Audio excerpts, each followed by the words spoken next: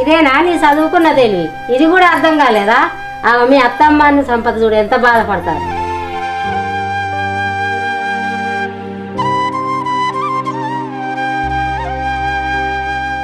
సంపాదన ఉంటేనే పిల్లల గంట అంటే నేను కూడా కూలి నాన్న చెప్తానే ఎందుకు ఇంత పాపం అడిగి అంటుకున్నావే?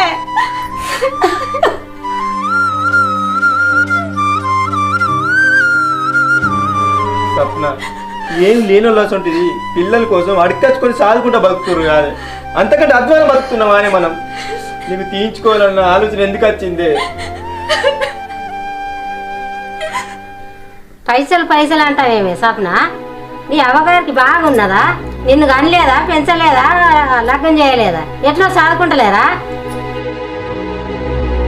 అసలు నీకు ఎట్లా తీయించుకోబుద్ది అయింది? ఎంత చెట్టుకు అంత గాలి ఉంటుంది. ఎట్లా కష్టపడి చదువుకోను.